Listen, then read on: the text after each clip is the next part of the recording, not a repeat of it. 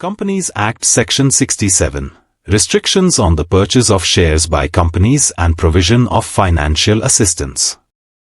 Purpose and scope of Section 67.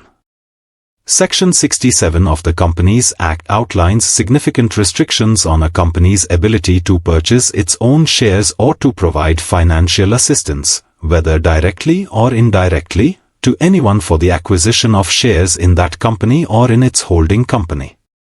These restrictions are intended to protect shareholder interests and maintain the integrity of the company's share capital.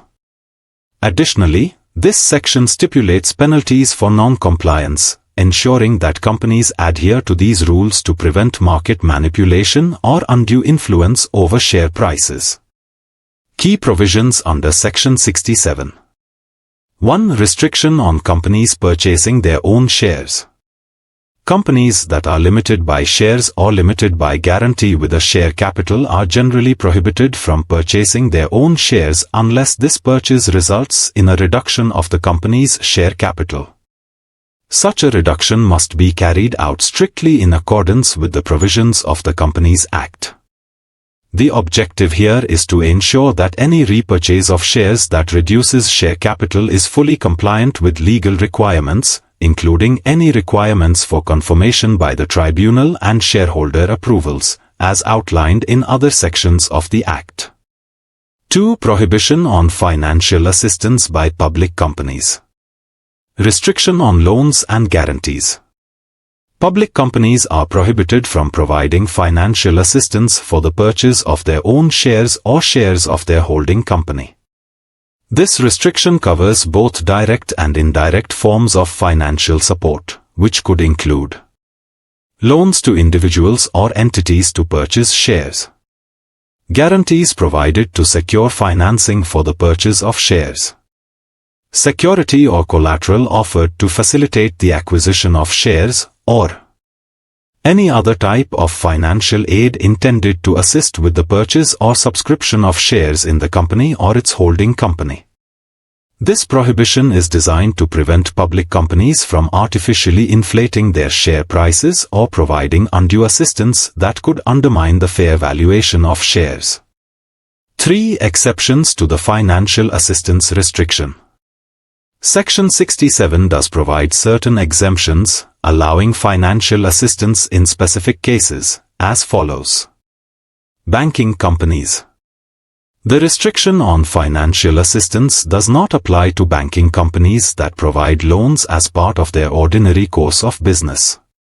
Banking companies are permitted to lend money for share purchases, provided that such lending follows established banking regulations and does not constitute an undue influence over the shares.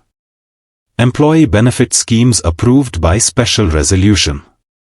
Companies may provide funds for share purchase or subscription under employee benefit schemes.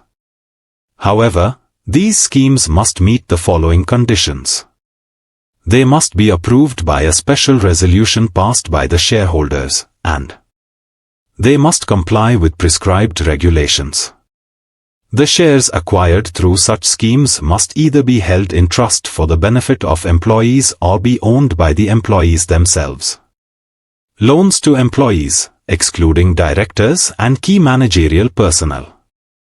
Companies can offer loans to their employees, other than directors or key managerial personnel, under the following conditions. The loan amount must not exceed the employee's salary or wages for a period of 6 months. The loan is intended to enable employees to purchase or subscribe to fully paid-up shares in the company or its holding company for beneficial ownership purposes. Disclosure requirements. The company must disclose any voting rights not directly exercised by employees for shares related to the employee scheme in the board's report in a manner as prescribed by the Act. This transparency ensures that shareholders understand the scope of employee-held shares under such schemes and any associated voting power. 4. Right to redeem preference shares. Section 67 clarifies that these restrictions do not impact a company's right to redeem preference shares issued under the Companies Act or any previous company law. Redemption of preference shares is a distinct financial activity governed by other sections of the Act and does not fall under the prohibitions set forth in Section 67. Penalties for non-compliance with Section 67. In cases where a company fails to comply with the provisions of Section 67, both the company and any officer in default are subject to strict penalties. Penalties for the company. The company itself may face a fine ranging from a minimum of 1 lakh rupees to a maximum of 25 lakh rupees.